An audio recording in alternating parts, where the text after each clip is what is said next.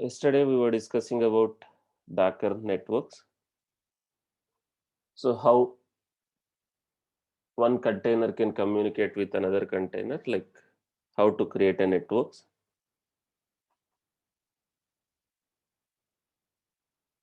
So what are the networks we have?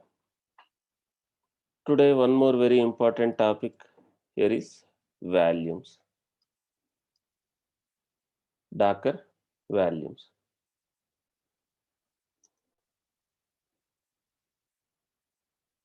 As we discussed,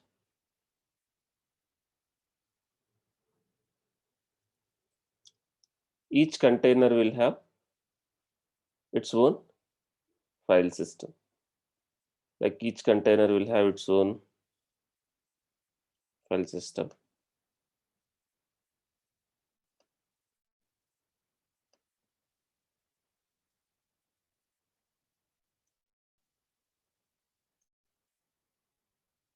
So you have a machine server, you have a Docker, on top of it you have a Docker.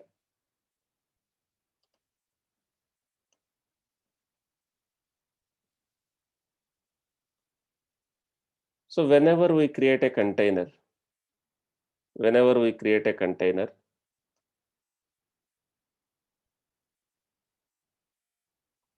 so this container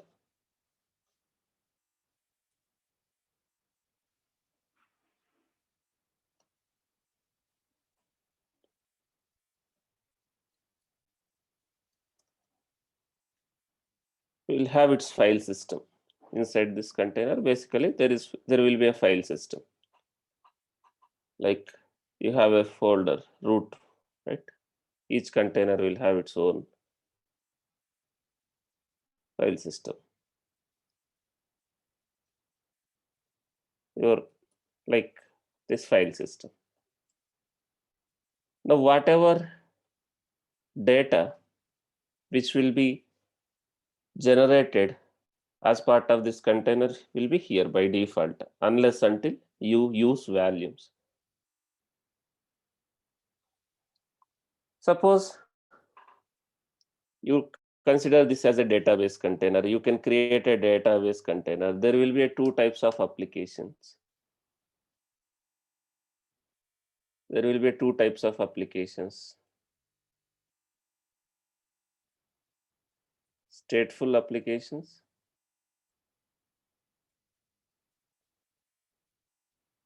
and stateless applications. There will be two type of applications. Stateful and stateless. So for stateless applications like Tomcat, our application servers, so the state doesn't matter. Suppose you deployed one application. You deployed one application like, you know, our Tomcat, our application is running as a container.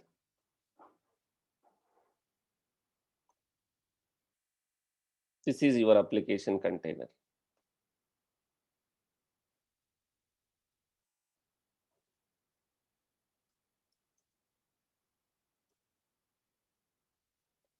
This is your application container. State, let's consider inside that you have your application.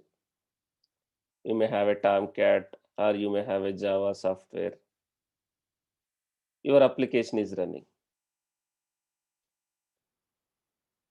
Basically, this application container will have, will retrieve or insert the data from a database. These applications will not maintain the data. Basically, it will connect to the database and it will persist and retrieve data from a databases. If you understand three-tier architecture, front end, middleware, and back end. So back end is more important. That is where we will maintain our data. Suppose this application is also running as a container. Suppose if this container is gone, Do I need to worry, like does it carrying any state, our application? If that container is gone, shall I recreate another container? Will I able to proceed? Do I need to worry? Are we maintaining any data here? Right? This is stateless.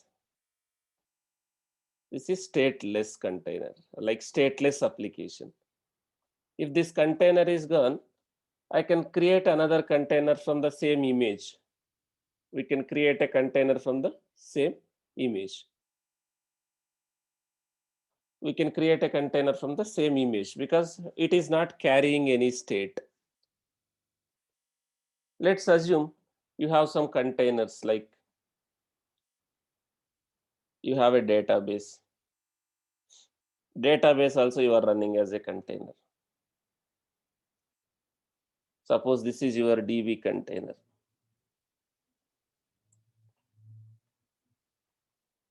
This is your database container. Your database software like MongoDB. MongoDB is one database. So this is your database container. Your application is connecting to this container to retrieve and persist the data. So this is inside this I have a database file systems. Database also will maintain the tables information, records information in the file system.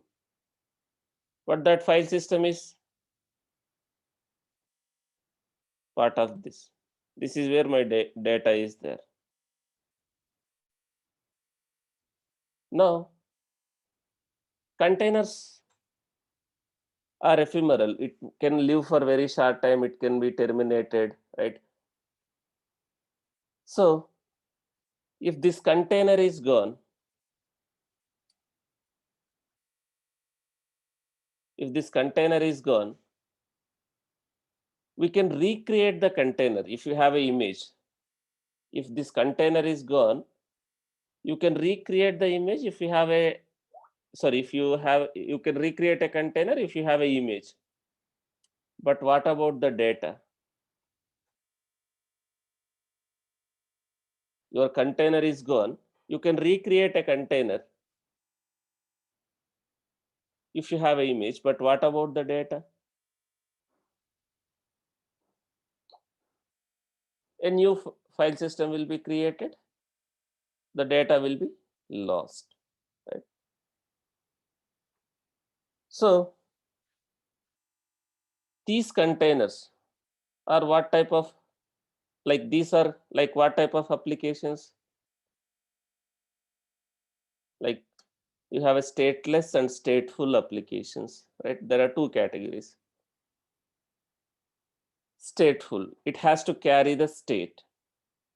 It is stateful, this one, databases. Stateful, it has to carry the state. You need the state, right? If you recreate a container, you need the same state where it has earlier. But this is like an application. You just need a one replica of application, that's it. This application is interacting with the database to maintain the data. Now this is stateful application. Suppose similarly, suppose you are running your Jenkins also as a container. Your Jenkins software also as a container. Let's assume Jenkins also as a container. This is, you can run Jenkins also as a container. If you run Jenkins as a container, where it will maintain the job information, your tools information, everything. If you run it as a container,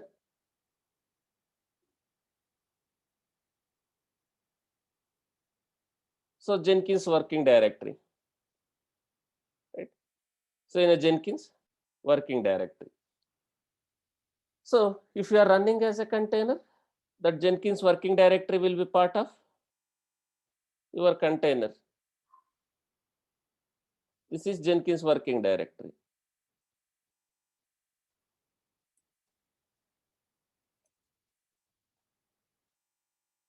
So if you run Jenkins also as a container, this is where it maintains the job information, your tools information, whatever you have created.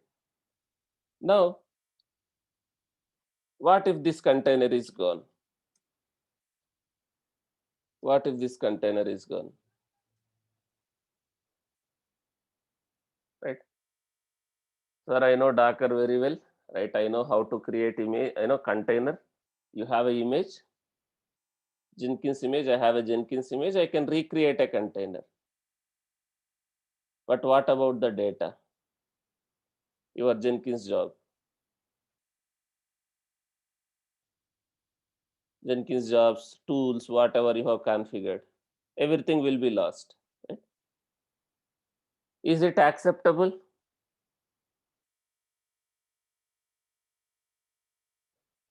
It's not at all acceptable, right? There should be a way you have to carry the state, you have to maintain the data state. So that is where Docker volumes comes into picture. That is where Docker volumes comes into picture. Docker volumes are nothing but mounts.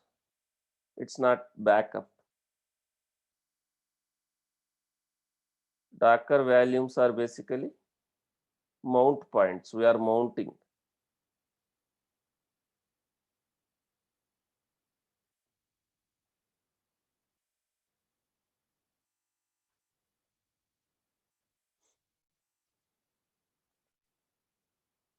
Docker volumes are basically mount points, right? We are mounting.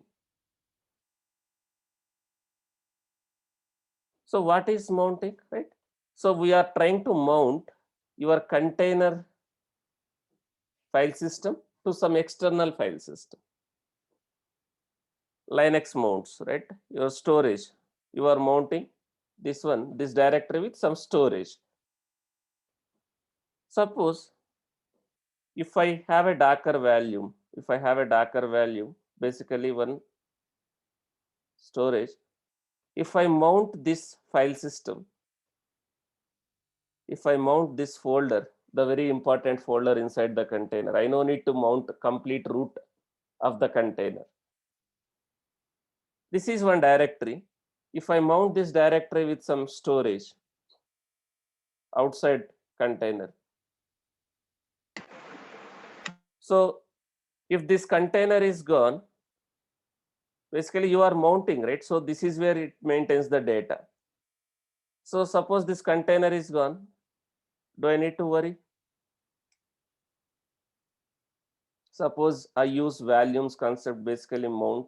We are mounting the storage. We are mounting the storage with some external file system outside of the container. Now, if I use volumes concept, if I had mounted, right, do I need to worry where is the data now?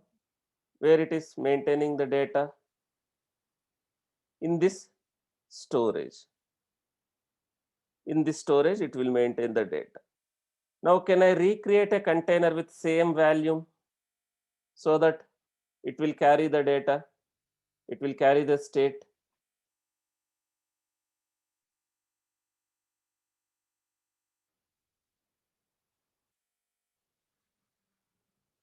So if I recreate a container with same value, it will carry the state. So volumes are very important and volumes are mandatory for stateful applications like databases, caches, servers, cache applications, right? Like Jenkins, containers. If you are running Jenkins also as a container, volumes are very important. So using volumes, we are trying to attach some storage, external storage, the storage from the server, from this server, or I can directly attach, or basically I can directly mount like NFS storage.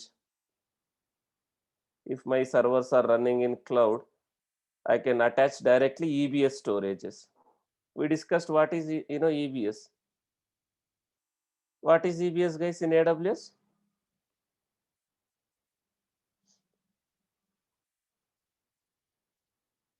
Or EFS,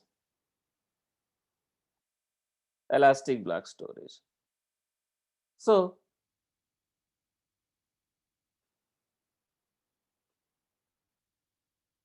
we can attach with additional EBS volumes. You can mount with your containers. Basically, if you remember what I have done in as part of AWS class, there is some, each server will have a root value. I created some directory in this server. To this directory, I mounted EBS. Created a mount point for additional volume in AWS, right? Similarly, now we can use EBS volumes and we can mount with your container directories.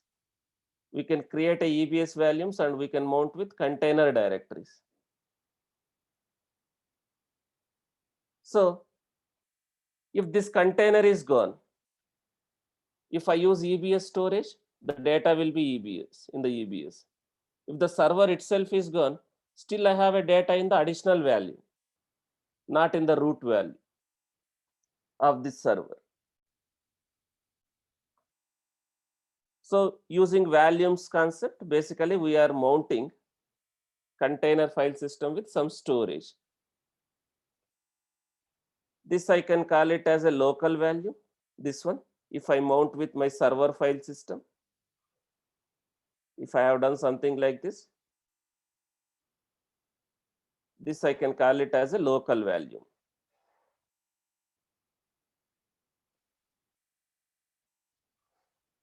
This I can call it as a local value.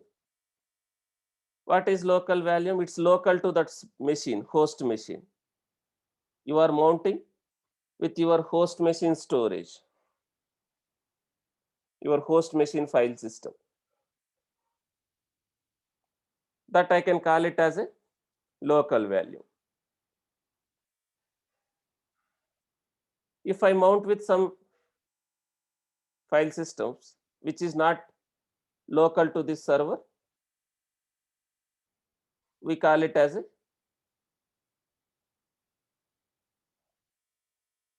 it's not a backup. You are not taking a backup. You have to understand mount in Linux. You are trying to create a mount points for your container file system or server file system. If you may know, you are attaching some storage. It is not like you are taking a backup. Whatever directory, this directory is mounted with this storage. So it will not have a two copies of data. It is not like a container also will have a data. This one also will have a data. It is not a backup. This directory is mounted with this storage. So this is where it will maintain the data. It is not backup. Mount is different, backup is different. So Docker volumes are not backups, basically. So you are mounting some directory with some file system. So the data will be here, not in your directory. Mounting, mount points. So if I mount with this host machine file system,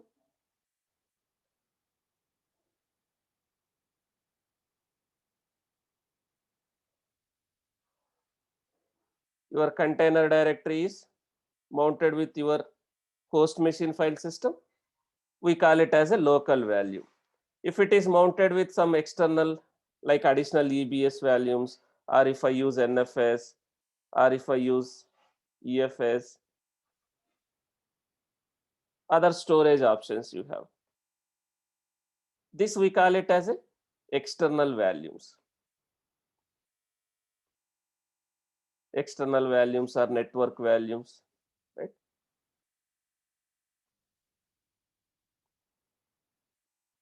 External values are network values.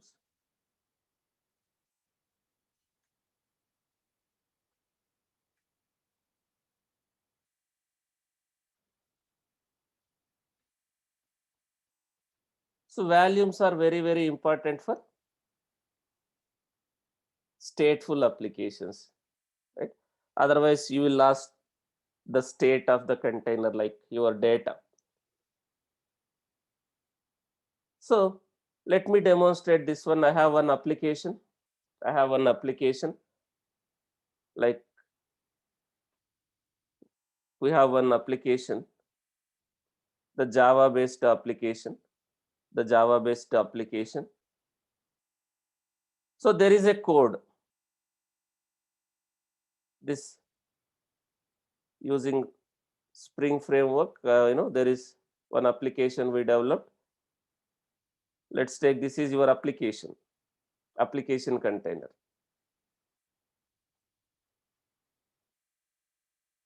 This application container requires some database. Developer has written a code. The developer has written a code. It will connect to the database. Basically, whether you run as a container, whether you run in directly machine, there is no change, right? Suppose if your code has to connect to the database, your front end, basically your application has to connect to the database. Suppose you are, from a development background, you can understand. Suppose you are having a Java code, or you are having a Node.js code, or you are having a Python code, whatever it is. So if your application has to connect to the database, what do you require? What information you will pass to the application code to connect to the database?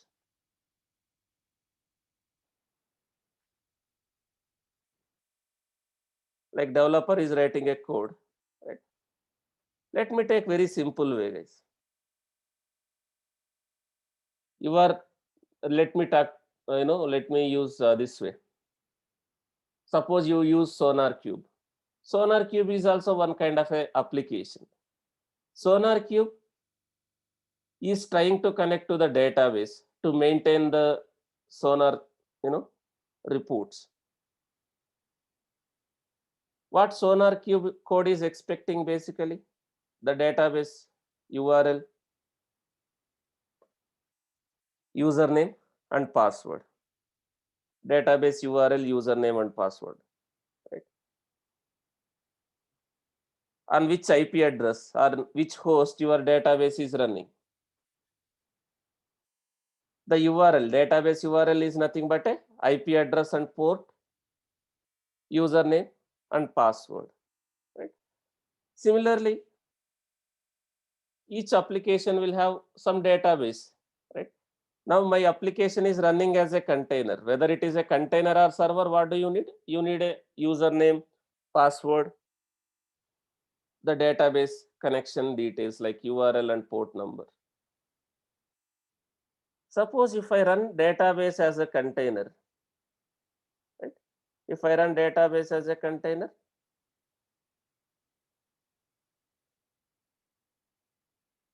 now my database is also running as a container. Now I have one application which is connecting to the Mongo database.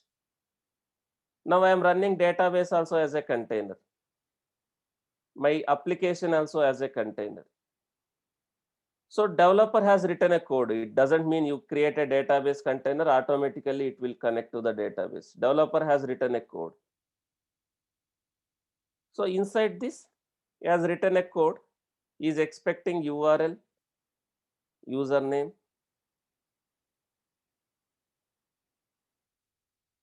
and password of the database.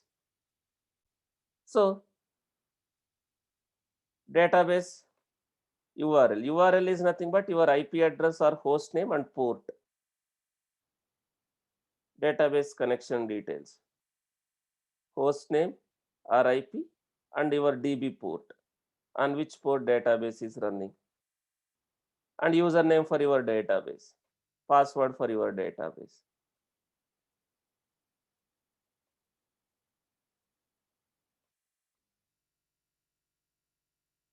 Guys, if you just create two containers, which doesn't mean it will connect with each other, right? So there is a code. This guy has, developer has written a code. Is connecting to the database and inserting some details. Now, this is the code. Let me show that code.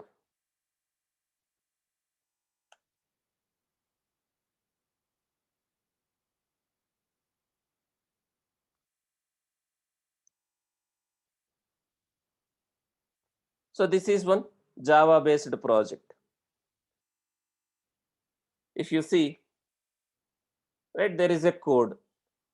Developer has written a code. It will connect to the database. He is using some framework to connect to the database. He has written some code, right? Developer has written some code. It is connecting to the database. Now, since we are living in a container world, does developer can hard code like database username, passwords, and IP address in a code, like, because if we are running, we are living in a cloud and container world now, right? Everything is dynamic. We should make our containers as much as portable.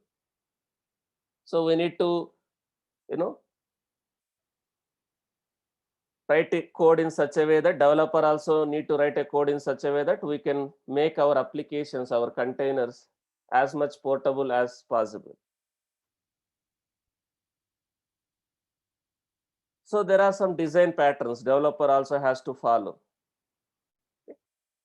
So he should not hard code.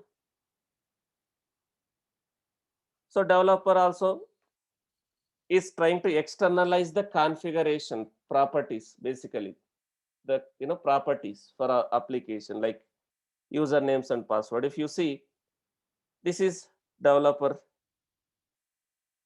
He has not hard coded. If you see, this is developer is referring this one, this file.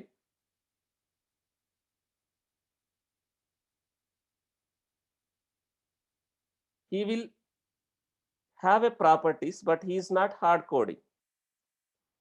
He should know, like, he has to pass information to the application, right? What database to connect, what is the username, what is the password, right? So he is using connection details, but he is not hard coding the IP address and port, like IP address or username and password. So this is development related file. If you see how he is referring,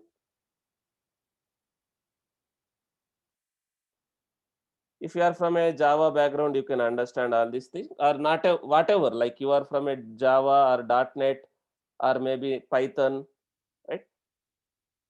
You have some files, maybe .property files or .yml files or .json files, where you will provide the configurations like URLs, usernames, password for your application. So the developer should not hard code, because this, for each environment this will be changed. For each environment these properties may change. If we hard code, can we deploy the same image? Can we deploy the same package, basically same jar file or var file, if we hard code for all the environments? If we hard code the username and passwords, he has to externalize. So now developer is not hard coded, so he has externalized, right, as an environment variable.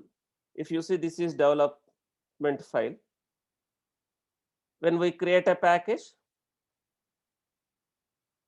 whenever you run that application, it will try to read the usernames and passwords from this file, but he has externalized.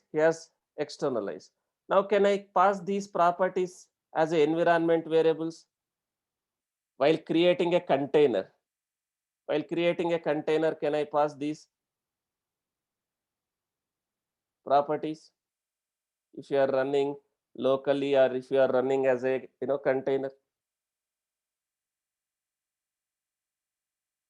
So developer has written a code. It is, he is going to connect to the database by this information, and he will it retrieve and he will persist the data. So from this application, I already created an image. From this application, I already created an image. If you see, this is Java based project.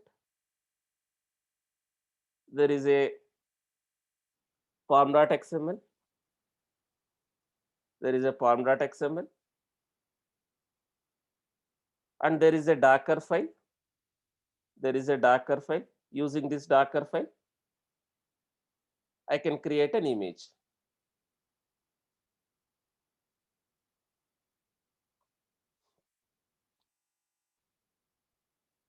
So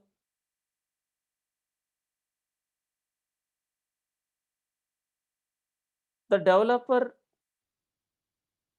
no need to know about Docker concept, but he should know how to externalize, right? Are we using any Docker concept in this file? Like, do we have any Docker concepts here? So he just needs to externalize. He should not hard code something which is going to be changed, right? Do we have any Docker concept here? No, nothing, right? This is just an environment variable. In Java, also you are referring properties from environment variables. If I pass this one as an environment variable, that is fine. But now developer also should have a minimum knowledge about what is container, right? Basically, they should also have some minimum knowledge what is image, what is container. So developer should not hard code something which is dynamic in nature. So this is not required in a Docker file. This is not required in a Docker file. While creating a container, I can pass. These are application related properties. These are not required in a Docker file. Again, if I define in a Docker file, is it going to be same for all the wherever I deploy, or it will change, vary if I define in a Docker file this environment variable some value. It should not be part of Docker file. You can pass while creating a container also.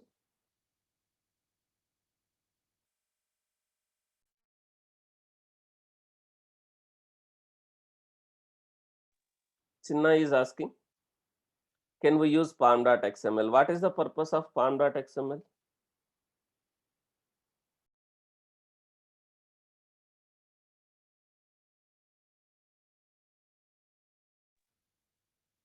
That is for installing the dependencies. You are creating an application package, build tool. So whatever in pom.xml, you are defining some properties. That property is not for this one, right? That is for your build purpose.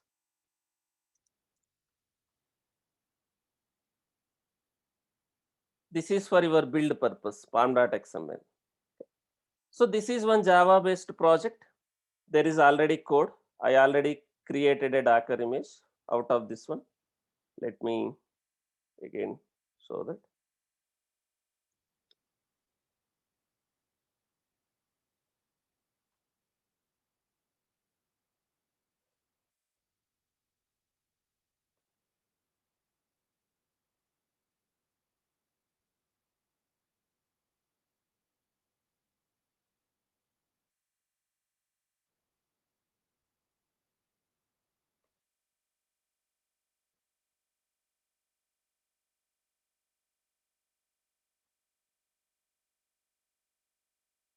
So let me show that this is my build server. Let's assume this is my Jenkins, like I'm manually building, guys.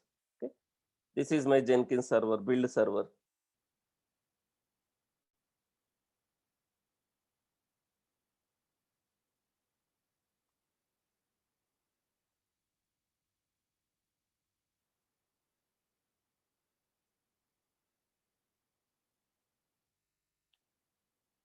This is my build server. So here, let me clone that. Let me clone that project.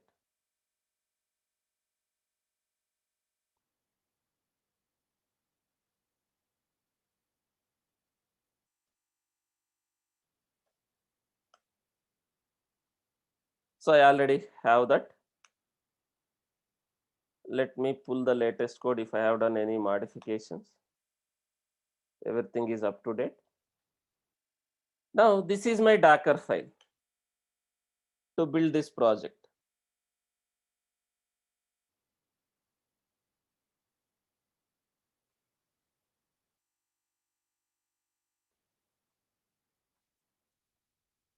So this is my Docker file to build this project. Now can I directly build the Docker image without creating an application package? If you see, I'm trying to copy this package. So if I try directly build if without generating the application package, suppose if I don't have this application package, this will not work. So let me, this is my build server where I am building.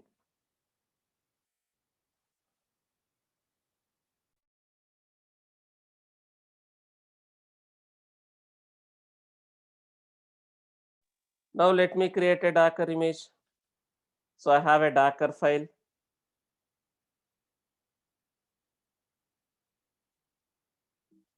This is my Docker file. Now if you see, I think when I discussed about CMD, I have commented, right? Let me make the changes. So let me make the changes.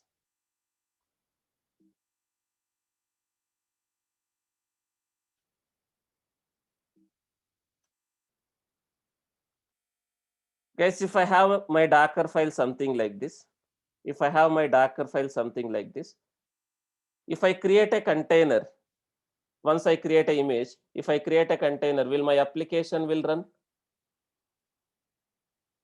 If I have a Docker file something like this, I created an image. My image has an application, but will it run? If you see, I don't have a CMD or entry point.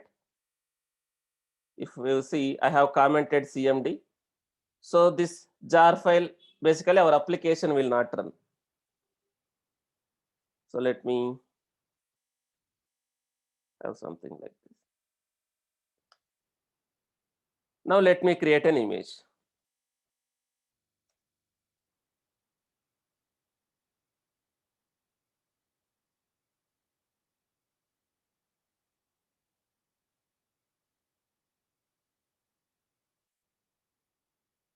Spring -boot -mongo. Yes, if I don't give this tag, basically version, which one it will take? If I don't give, right, it will always considered as a latest.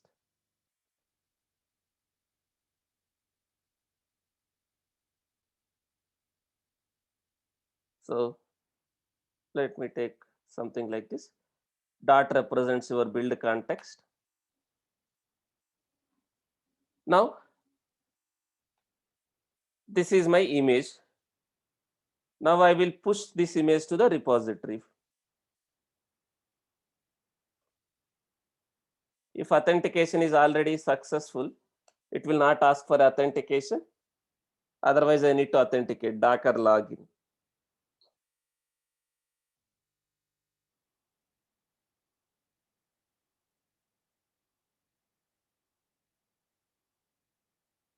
So let me open deployment server now. Now I push the image to the repository from build server. Now image is in the repository.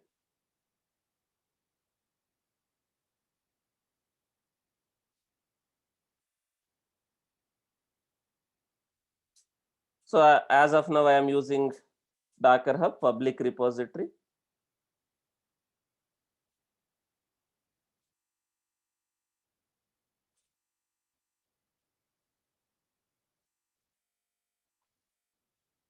If you see, just few seconds ago we pushed.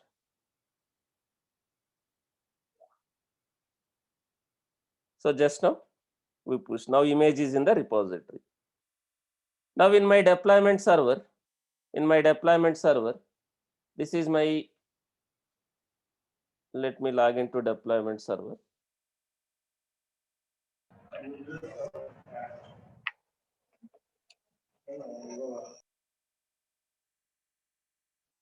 Let me log into deployment server.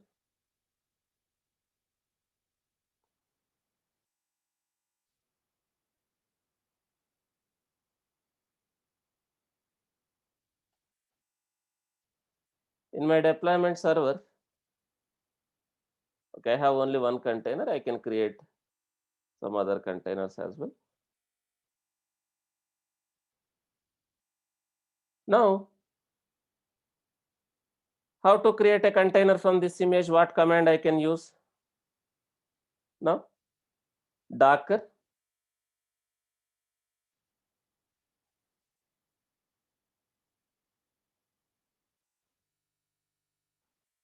run -d -name container name. I am giving Spring app, right? My image name Docker hands-on slash that Spring -boot -mongo :1. Now, am I passing those environment variables which is required for this? Basically, inside this container, there is a Java code. That Java code will connect to the database. Now, I am not passing those environment variables.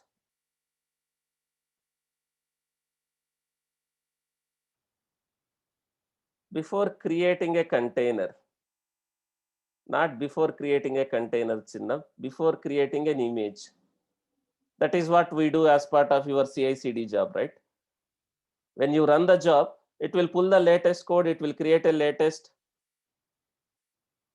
it will pull the latest code, it will create a latest application package, then image. Not while creating a container. In container, while creating a container, this is not your build server. Are we cloning here? Are we building here our application package? Or we are just deploying? In the deployment server, are we building the package? Are we building the image? Or we are just deploying, right? We are only deploying container. So now, if I don't pass environment variables like whatever, right, it may not work. So I need to pass environment variables like whatever is expected for this one, like database host name, database username, and database password. Now, do I have a database container? Before I create that, do I have a database container? I'm planning to run database also as a container. So do we have a database here? No. So let me create a database. That application is using Mongo database. So there is a image. I no need to create image. That is a software that is available as a image. What is Mongo database? What is Mongo? Basically, it's a database. What type of database, guys? Is it a RDBMS or document oriented? Is it a relational database or it's a document oriented database?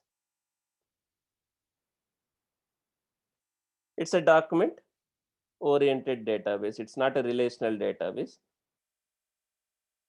So you can understand here, it's a free open source classified as a non-SQL database. MongoDB uses documents, JSON documents with schemas. So I can run database also as a container. I can run database also as a container. So since database also we are running as a container, suppose if you are setting up a database manually, do you set usernames and passwords, right? Suppose you are installing database in normal Linux servers. While installing database, are you going to set usernames and passwords, right? If you install the database anytime, are we going to set the usernames and password for the databases, correct?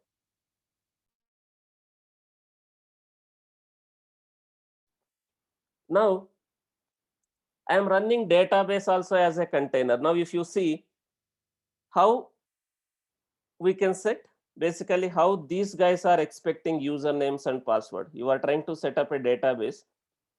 If you understand this, how these guys are expecting the username and password, if you see, again, they have not hard coded the username and password inside that image for the database. They have given option to set username and password. But how?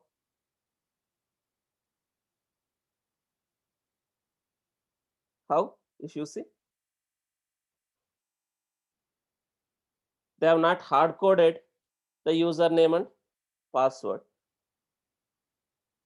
They have given option to set your own username and password. But what they are expecting, how can we set here? If you see, Docker run. What is Docker run? We are creating a container from this image. How are we passing username and password?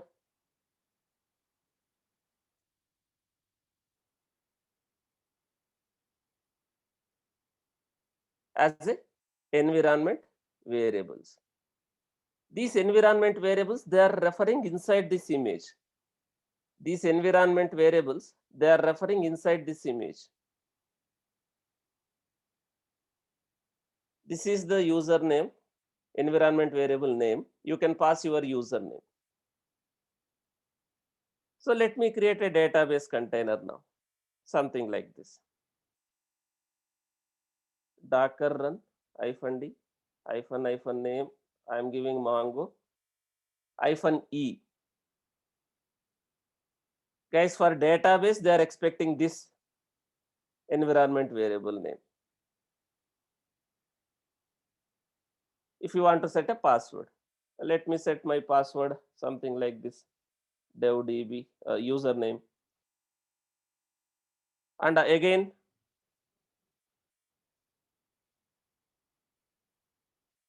password something like this, devdb @123, something like this, and Mongo. What is this Mongo? Your image name. So inside this image, they are going to refer this environment variable value to set a username. This environment value variable to set a password. So this is written by Mongo as an organization. Now I am running database as a container.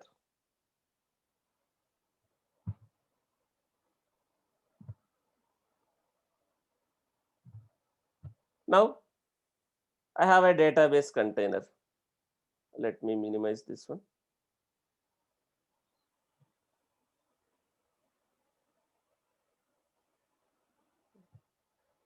This is completely gone.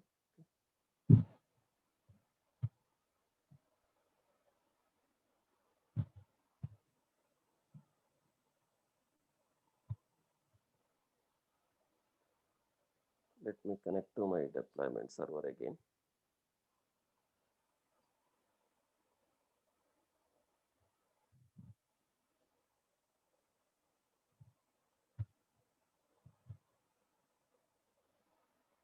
I'm connecting to my deployment server where I have a container.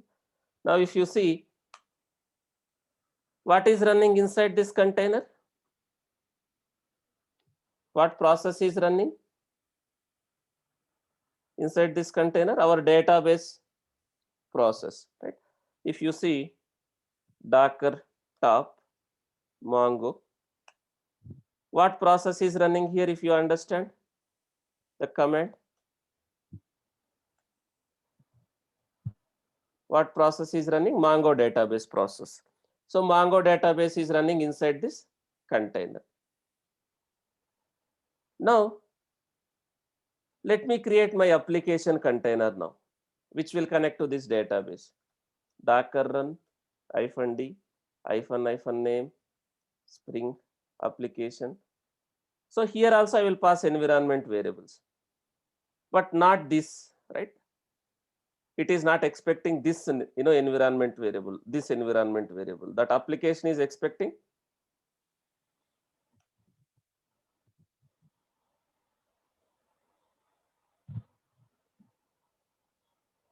different environment variables.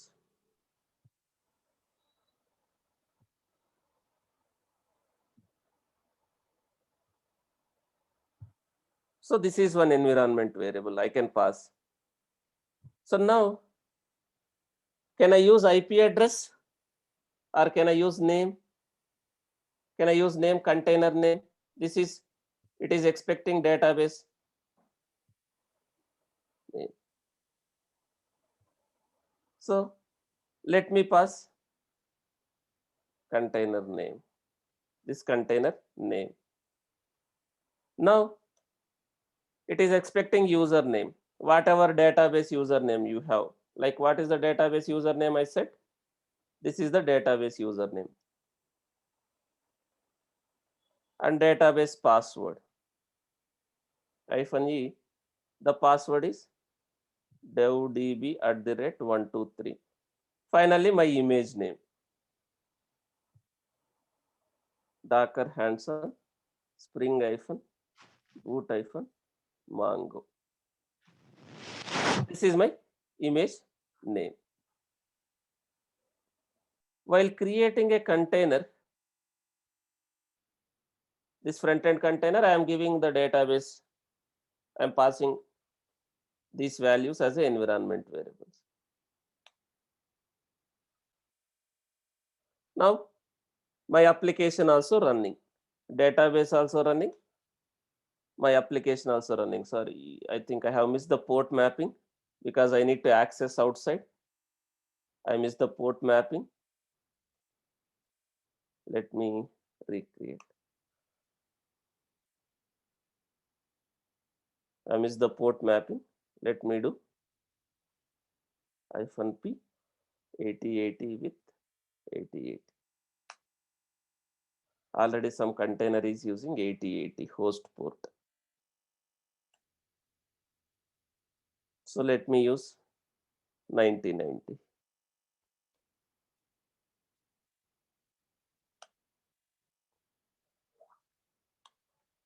Now my application is also running as a container.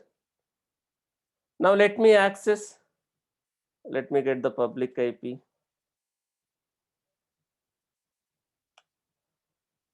Of this server.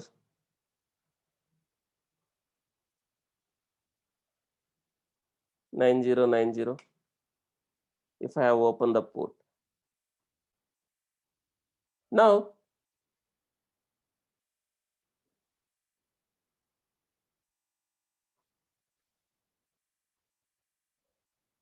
so this is my application. You can have a question, sir. You are running a jar file. You copied a jar file, but how come you are accessing a web application? If you see this container, I am running a jar file, right? As I already told, there is a framework in Java, so Tomcat is embedded. So the Tomcat port is 8080. That is my container port, and I mapped with host port 9090. So you no need to provide database, right? Just requires a username, password, URL, right? So it can, based on the database privileges, it can just insert, create whatever it want, the application has to do. Now, if you see, my database container is also there. My application container is also running. But if you see, why it is not able to communicate?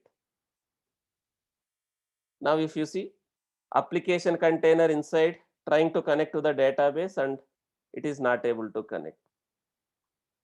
If you see the logs, if I see the logs of this front end application, why? If you see, there is an exception inside that code.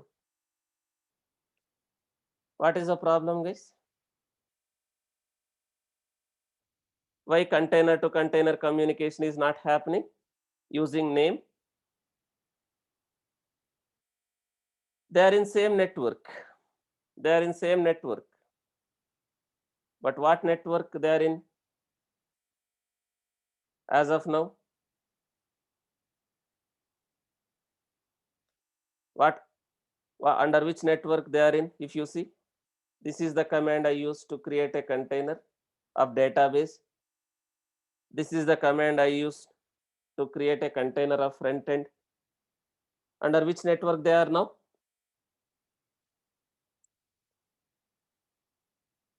If you see, this is my database container name and I am passing that name as a host name, but why still it is not able to connect?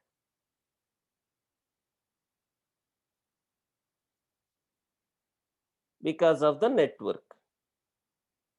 Under which network these containers are running? If you see, did I give a network name while creating a containers? For this one and also for this one.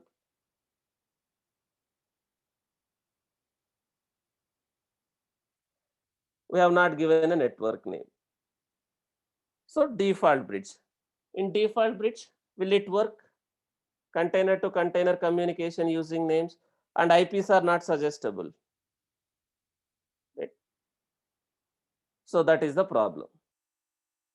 That is the problem. So what I will do? Let me delete and I will recreate. That is fine. I will delete these two containers. But there is a way, guys. As I told, you can attach, you can connect to the network. Your container can be part of multiple networks. You can connect to the custom network.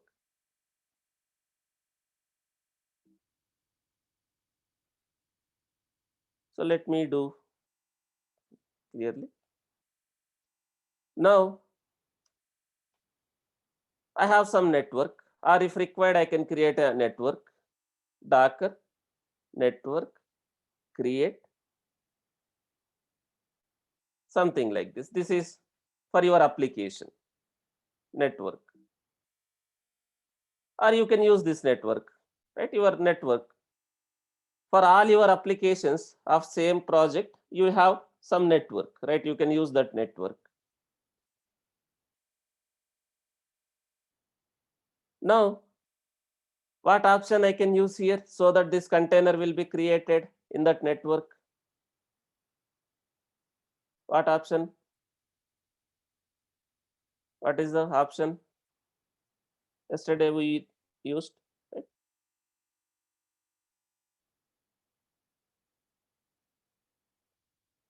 Again, Shravan is asking they are in same network, why they are not able to communicate. Yesterday we discussed.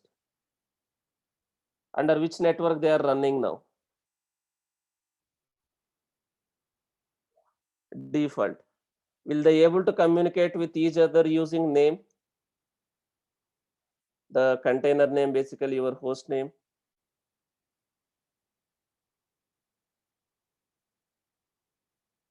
So that is why it is not happening. They cannot. That's why it is not able to communicate.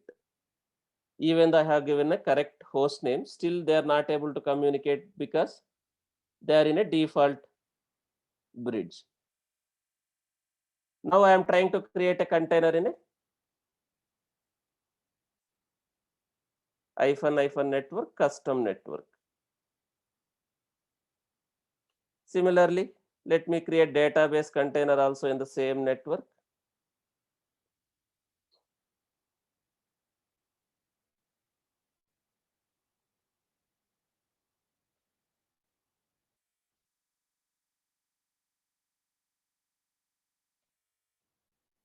So database also in a same network. Now these two containers are running in a same network again, custom bridge network. Now let me access. If you see there is a error, right? Now let me access. Now, is it able to communicate with your database? And is it able to insert the data? Now, so request is going to application container. Application is trying to connect to the database and it is maintaining the data. Now, if this container is gone, do I need to worry? If this container is gone, do I need to worry? The front end, basically the stateless.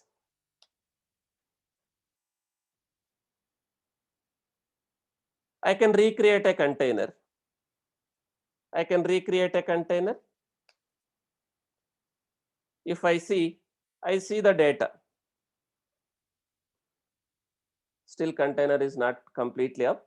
Let's wait for some time.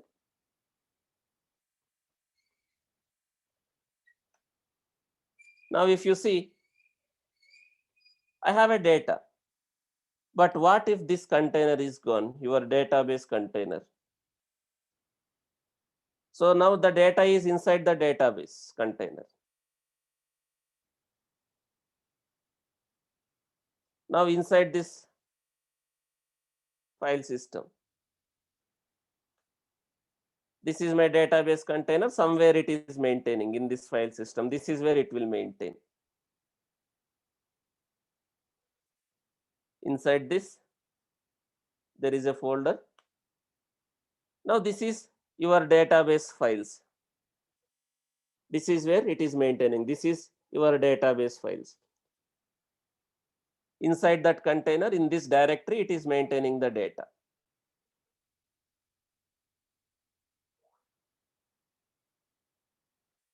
So inside this database, inside this directory, we have a data.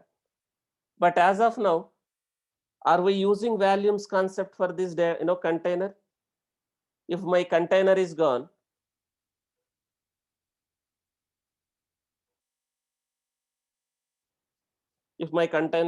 there is a loss in the data. If you see, one question, guys, if I stop the container, if container is stopped, and if I start the container again, are we going to lose the data?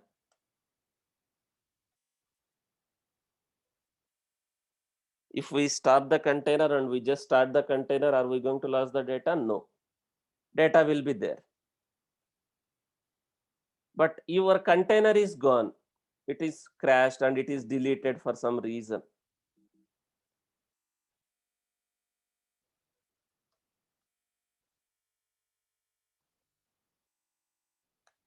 Now container is gone. Yes, Shravani, give a try. Give a try, it will change. Or if you want me to show those small things, it will take time. Okay. Those are small things. If you want me to show, that will take time. It will go like anything. Give a try once. But when it will change, let me show that. Let me create now again.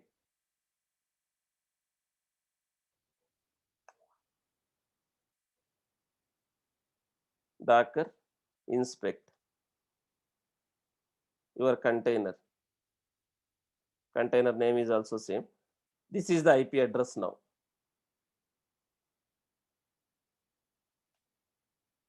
Now suppose you created a one more container now that is still there. I am creating a one more dummy container.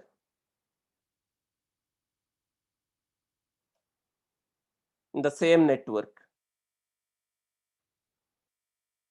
Hyphen network.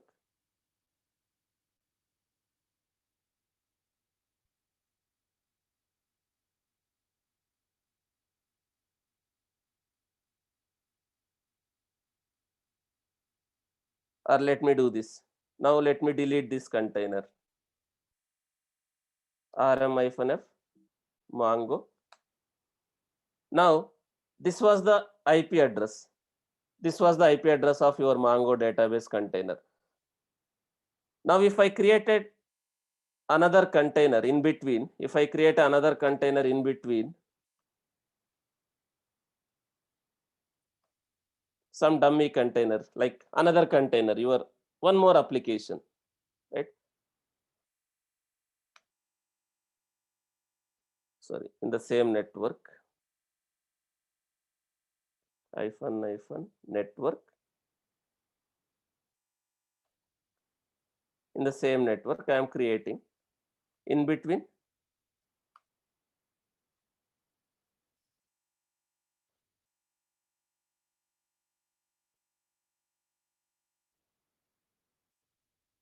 Now let me inspect this guy. Let me inspect this guy, this container. Now this IP is allocated for this container. Now if I create a Mongo database, will I get a same IP again? Now I am creating a Mongo database container.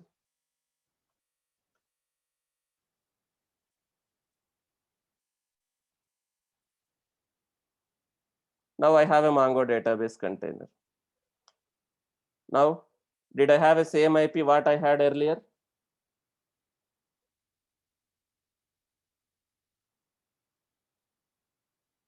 So that is the behavior, right? So I have a different IP. Suppose I was using IPs for communication. Suppose developer is using IPs for communication. Suppose developer has hard coded this one, or you are passing IPs also while creating a container as an environment variable. Now will it work? Suppose I was using IPs while created a front-end container, I was using IPs. Now, even though I have a database container, will it work?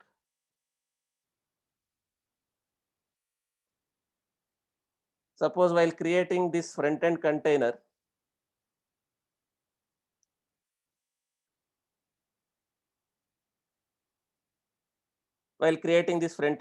instead of name, if I would have used IP earlier, again it is very difficult because you have to inspect, then only you will get the IP.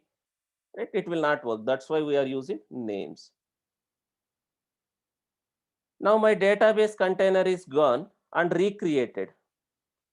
Now do you see the data?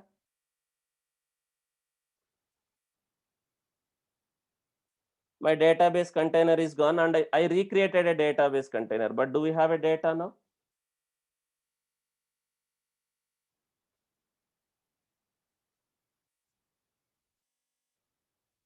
We lost the data. Is it acceptable, guys? Now if you see, my database is also running, my front end also running. What about the data? We lost the data. Is it acceptable in real time? Like whether it's a dev or prod or QA, whatever it is, not at all acceptable. So now, how to carry the state of our containers? So that is where volumes comes into picture. So there are bind mounts, Docker, persistent volumes. There are two things, bind mounts and Docker persistent volumes. What is bind mount? It's just a piece of, it's a just a piece of folder or file from host file system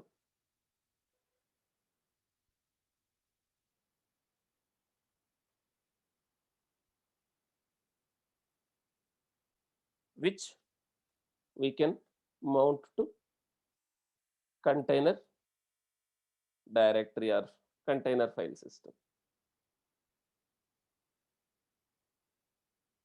So to some directory in host file system, this is my host file system, right? Like this is my server file system. So I can mount some directory from the server file system to the container. That we call it as a bind mount. So now if I want to mount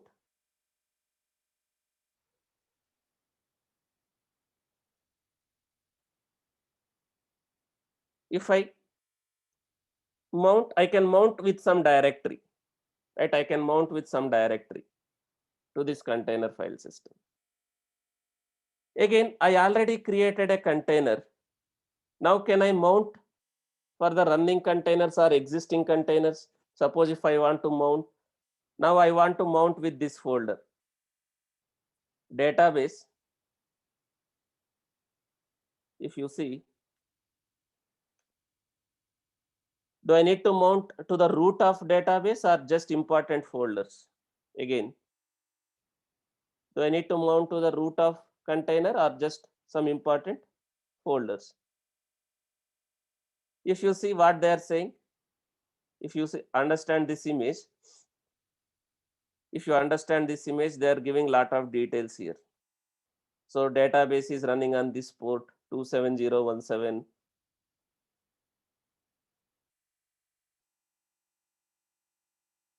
So how to set username and password, environment variables. Right? Now if you see where to store the data.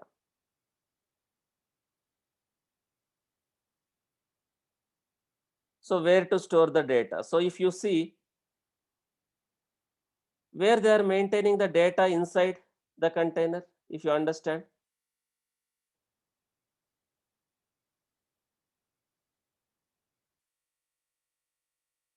This is for Mongo. This is for Mongo. What they are saying? Data/DB inside the container where MongoDB by default will write its data files. So which folder I need to mount from the container? From the container file system, which folder I need to mount? So just this important folder /data/DB. Suppose you are running MySQL as a container. Again, it may use different directory inside the container. If you see MySQL also there as a database, as a container. Now MySQL, you can pass something like this to set usernames, passwords. Now again, MySQL. Which folder they are saying? If you are using MySQL as a database and you are running MySQL as a container, what is the important folder?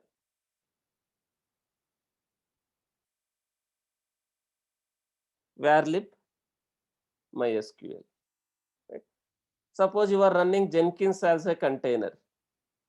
Suppose you are running Jenkins also as a container.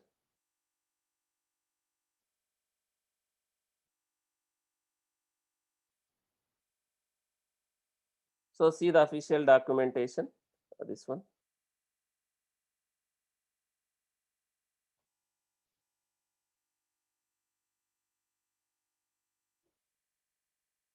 So what they are saying is, which directory? /var/Jenkins_home. They are using some different directory, right? /var/Jenkins_home. Jenkins home directory. Okay. So you need to just mount important folders. And again, there are two types of volumes, bind mounts. Just you can mount with some directory from the host machine where you are creating a container. And Docker persistent volumes. This is recommended. So let me show bind mounts first. I can create some directory anywhere, or I can mount with some directory from the server. So let me create one directory, something like this, mkdir mongo data. So this is one directory. Where is this directory? In your host file system. This is where my containers are running. This is where my containers are running. So while creating a container, I can mount with this one. But can I mount for a running containers now? Can I mount for a running containers? Basically volumes, can I update volumes for a running containers? No. So let me delete and recreate.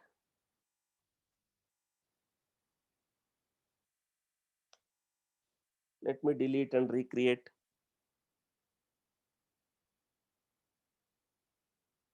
While creating itself, I will mount. What option I can use? There are two options, guys. There are two options as of now. -v or -mount. There is an option. I can use -v, or there is a one more option called -mount. -v represents volume. Volume is nothing but a mount. -mount also you can use. So now let me create. Let me take the command. I don't want to type again.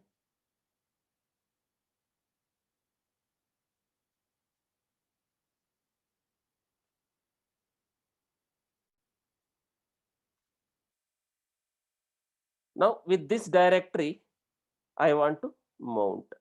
Okay. Now let me do this.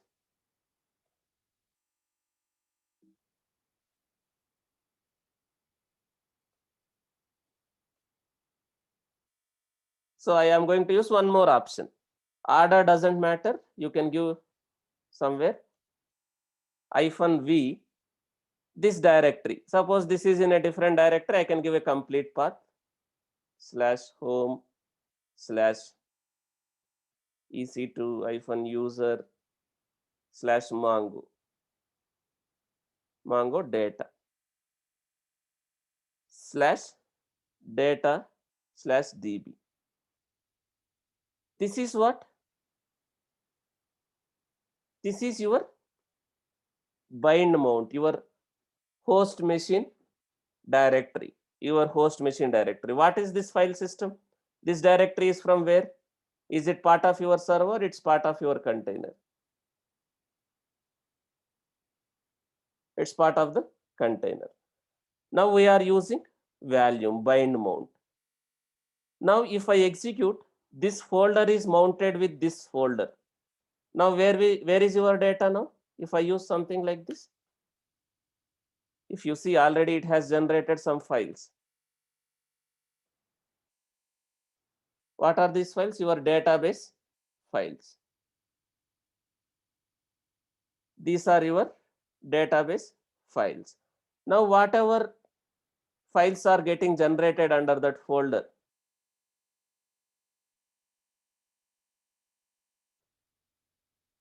let me get the IP address.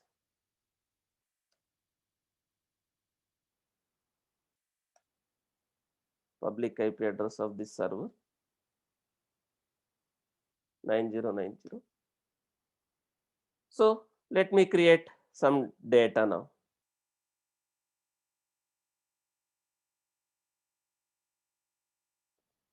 Now where is your data now? As part of which file system? As part of your host file system.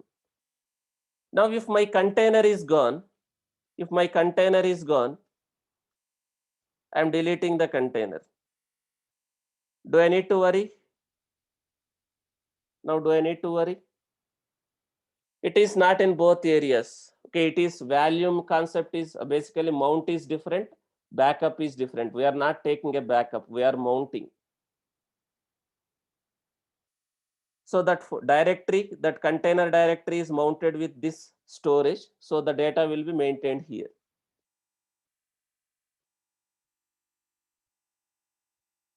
So data is in now host file system. Now can I create a container? Can I restore the data? Basically, again, while creating a container, what I am trying to do again, while recreating a container, what we are using? Again, we are using same value. If I don't do this value, again, if I don't use this volume mapping, will it restore the data? If I don't recreate a container this value, will it restore the data? No. So now let me recreate. Now my container is back. Now do I need to worry about my data? Do you see? Even though my container is gone, I recreated a container, still I have a data.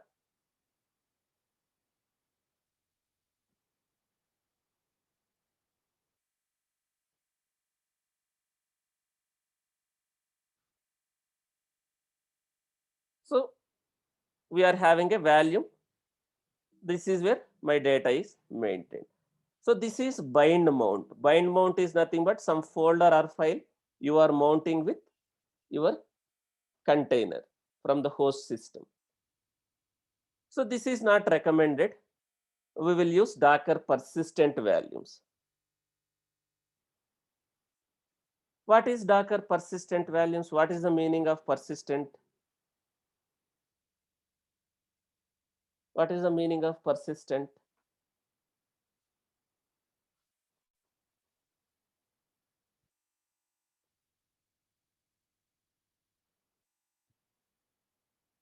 It will maintain the information. Now we are maintaining the data, but Docker is aware about the value, right? The way you have a value, the way you have a networks, the way you have a images, the way you have a containers, Docker also has a values information. Does it maintaining this bind mount information? Docker daemon is maintaining this bind mount information. You are using value, but it is not maintaining, right? If you see Docker value ls. So if I use Docker persistent values, it will maintain the volume information also. What is the volume name? What type of volume you are using? Whether you are using local volume or whether you are using EBS volume or NFS volume. That information also it will maintain. As of now, we are directly using bind modes. And again, suppose someone has access to this server, this user is suppose someone has access to this server as this user, and you use bind mount.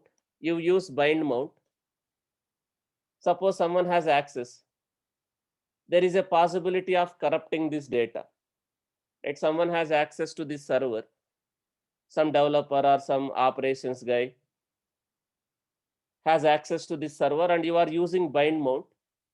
Is it possible to corrupt this data? Now if someone has access to this server, this directory, suppose you have created a bind mount in this user, there is a possibility that you can someone can corrupt the data if you created in some file system where someone has access. And also Docker is not maintaining the volume information. Suppose I want to migrate this server, Docker server. So where, in which folder Docker maintains all the information? All Docker information.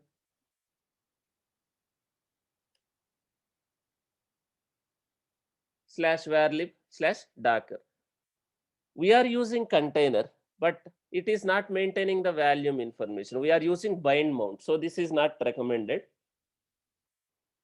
So you can use Docker persistent values. If I use Docker persistent values, it will maintain the volume information also. The Docker will maintain the volume information the way it is maintaining network, image, container information. So how to use or how to create persistent volumes?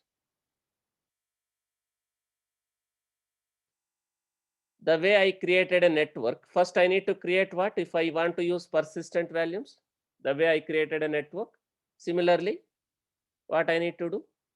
If I want to use persistent volumes, I need to create a value.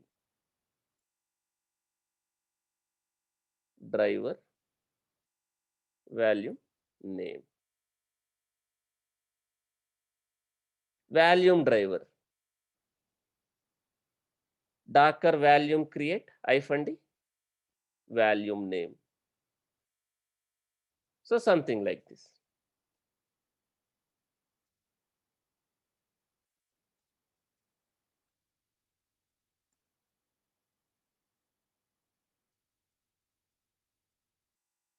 Something like this. So there is a direct, driver. By default, we have only local driver. If you see, for volumes, we have by default only local driver. What is the meaning of local?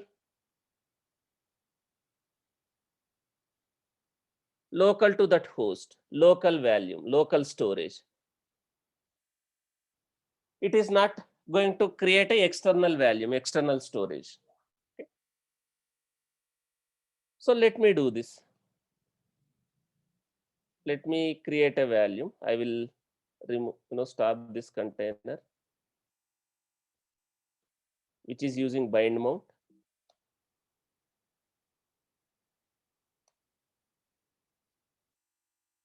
Now I will create a value. Docker volume create -d local Mongo something. Now I got a value. Do you see value with this name?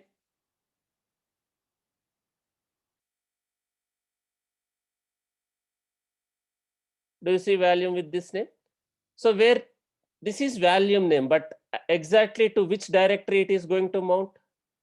This is just a volume name, Mongo val. Since I am using local volume, exactly where it is going to mount, to which folder it is going to mount, how can I see? If I inspect, can I inspect the value? Docker volume inspect or Docker inspect? If you see this volume name, to which directory it is going to mount? If I use this volume, this is a local volume. In the local server, to which directory it is going to mount if I use this volume with some container?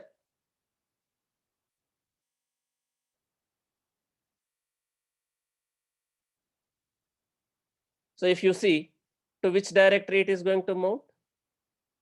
If I use this volume with some container, this is Docker persistent volume. So where it is maintaining all the volumes information?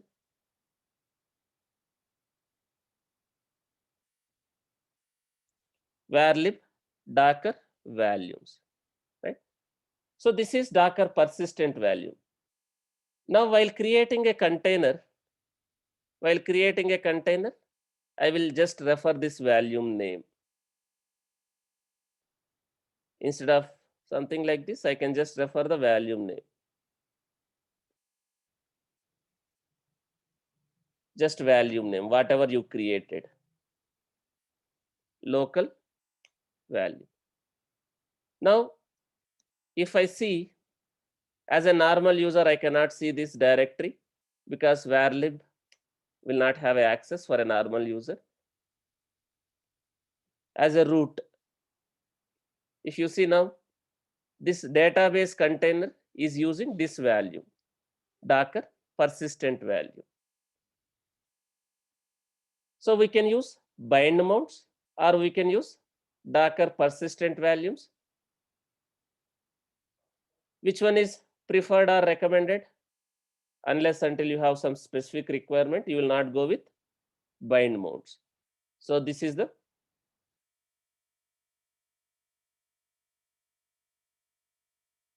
There is no commands here. There is no comments. Just we are using Docker run, Docker volume create, Docker network create. That's it. Okay. So anyhow, I will share the running notes. So we are using Docker persistent volumes. Because I am using different volume, this was mounted earlier with a different volume. Now I am using different volume for this container. I will not see the data. But now whatever I use, this is where it is maintaining. Whatever data we are using, persisting, this is where we are maintaining. Now if my container is gone,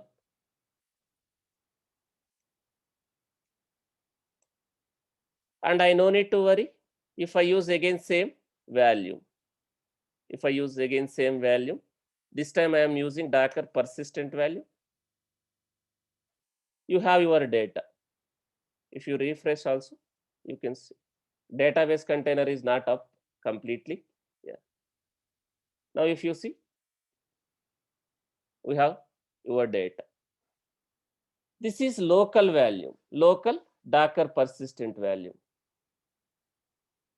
Suppose my requirement is I want to use external storage. My requirement is I want to use external storage. Even though I'm using persistent value, this is your local directory to this machine. Suppose if I want to use external storages like EBS, EFS or NFS, right? What I need, guys, as of now I have only local driver. What I need, if I want to create these type of volumes, if I want to mount with these type of volumes, what we need? We need a value drivers. As of now I have only local value. If I want to use external volumes or external storages, what I need first? I need to configure value drivers.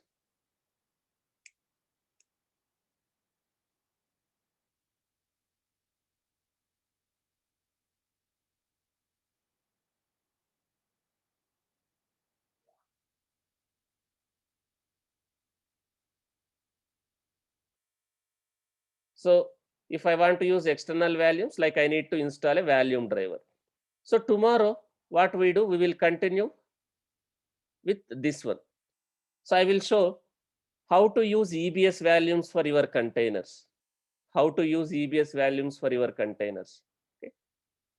So tomorrow we will install some driver for this storage, EBS storage. We will use that driver to create and mount EBS volumes for your containers. Okay. Tomorrow we are going to use EBS volumes for our containers. Okay. So how to mount our containers with external storages. Even though your server is gone, even though your server itself is gone, if you use local value, because of some reason your root file system is crashed, because of some reason if your root file system is crashed, if I go for a external storages, you have a data, right? So tomorrow we'll continue with how to use external storages for our containers. How can I mount EBS to the Mongo database container? We will continue tomorrow, guys. Okay, guys. Thank you. That's it for today. We'll continue tomorrow on volumes. Again, once the volumes are completed, then we will go for a Docker Compose. What is Docker Compose? Why do we need Docker Compose? Once we are done with the Docker Compose, then we will go for a Docker Swarm. Very interesting topic and very important topic. What is Docker Swarm? Why do you need Docker Swarm? Thank you, guys. Like we are trying to discuss in and out of Dockers. Try to go through the videos multiple times. try to go through the videos multiple times. If you listen for only one time, there might be a little bit confusion, because we are learning lot of new concepts, like the terms itself is new: container, image, network, volume, right? The terms itself is completely new for most of the people. Try to go through the videos once, or like one or two times, so that you can easily understand all the concepts. If you are having any issues while practicing, right, let me know. I am here to help you. So we'll continue tomorrow, guys. Okay. Thank you. I'm stopping the session for today. We'll continue tomorrow.